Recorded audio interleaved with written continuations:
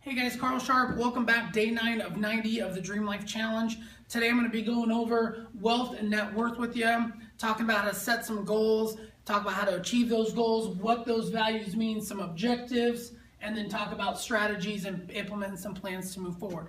So today, let's talk about the top 3 goals. I've got a 6-step plan to help you reach that. So let's talk about your top 3 goals.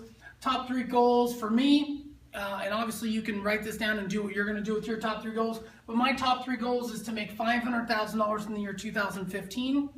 So if I make $500,000 and I donate 15%, I can donate $75,000. If I make $500,000, I can save 50% of my income. 50% of my income would be $200,000. That would leave me with, after I pay taxes, things like that, leave me about $125,000 to live on. So it's not a bad living. And then build my net worth to about $300,000. Those are my financial goals for my wealth and net worth. Okay, so let's talk about the values that are created with why it's so important for me to hit those goals. Because if you don't have values on why you're trying to hit that, anytime you hit that roadblock, you're going to pull back because they're really not that important. If you've ever heard, if your why doesn't make you cry, your why is not strong enough. So values.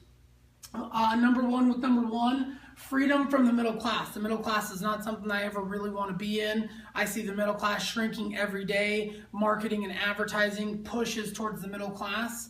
And really, you're in the next 10 years, you're going to be either going to be making a lot of money or you're going to be living on the system. And I don't want to be living on the system. So number 2, saving $250,000, I believe that creates more opportunity. In the world that I live in, the more money you have, the more doors that open. I believe the rich get richer, the poor get poorer, and that's because they don't have the money for the opportunity if it comes knocking on their door. And I want to be that. I want to be ready for that. Build that net worth to $300,000. That would give me a sense of what I would call level 1 security. Level 1 security, I have lofty goals where I want my net worth to be long term. But that gives me that level 1 security, allows me time, freedom to not have to worry about going back to a 9-to-5, putting my kids in the wrong types of schools, things like that. So then what do you get from the feeling if you accomplish those goals? How are you going to feel? And really the feelings, this is where you need to spend a little bit of time understanding yourself, what's important to you. I will definitely feel, if I make $500,000, I will feel accomplished, successful, proud. I know my family would feel the same. If I save $250,000, I will feel safe, secure, and free from having to go back to that 9-to-5, worry, stress. Those are the things that kill people nowadays with cancer and stuff like that. A lot of it is from stress. And then number 3, building that net worth to $300,000. I will feel on track for my future. I feel like I'm taking the right steps. I'm doing the right things. I'm moving forward in the right direction, which I know a lot of the time we're struggling with. Am I doing the right thing? Am I headed in the right direction, down the right path? So for me, if I'm hitting those goals, I know I'm on the right path. So number 4, the objectives to complete your goals. This is where people struggle. The objectives, what you got to look at is 3 destructive habits. So what are the destructive habits that I implement in my life right now, or that I do, that stop me from hitting these goals? I definitely waste time sometimes. I catch myself on Facebook, or I catch myself on Twitter or Instagram. I spend too much time on social media, not using it as a tool. Wasteful spending, not saving enough money. Sometimes I buy things I don't need. I spend money on my car, things like that, and I know my wife gets upset, but wasteful spending is a big one for a lot of people. Getting it down to what your needs are versus wants, and then working around that. Really, my goal is to save the money versus spending excess money. And then number 3 is a big one for a lot of people, myself included. We get caught up in what society thinks. Society thinks, oh, you drive a nice car, you must be rich. The reality is 89% of people have no money saved for retirement. They're struggling financially. So I would much rather have less of a car and have money in my savings account than have this big, nice, fancy vehicle with no money saved, stressed out of my mind, worrying about, am I going to get laid off, or do I got to find a new 9-to-5 or something like that? So one of the things for me, destructive habits, is always thinking about what society thinks of me, and I got to get away from that.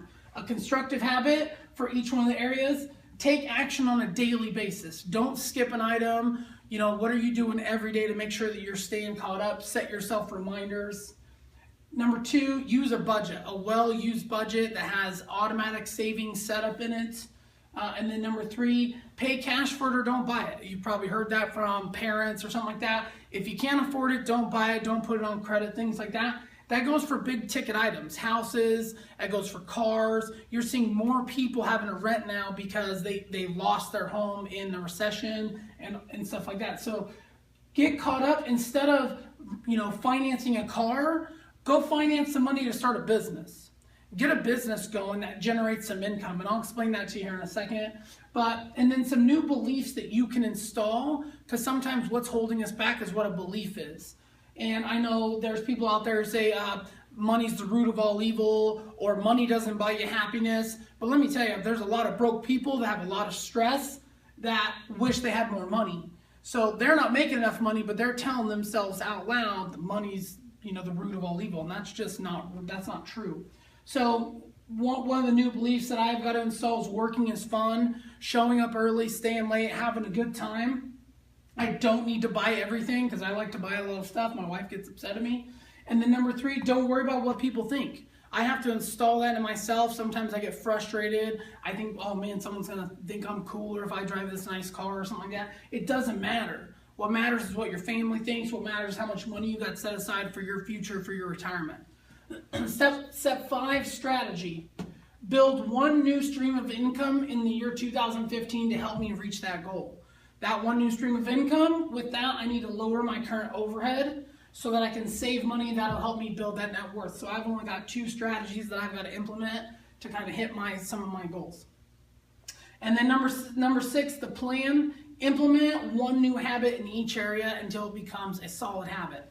So write down 20 things that you currently do, 20 things that you could do. Find one that you could do. Start with one, implement it until it's good in each area, in each category. And then once you've implemented that, it may take you 20, 30 days.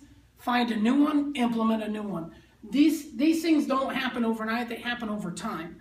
So as long as you're focused on them and you know what your core values are, you know what your goals are, what the value is, what the feeling when you accomplish that goal, the objective that you're going to do, the things that you're currently doing, what you're willing to change, and what you need to believe.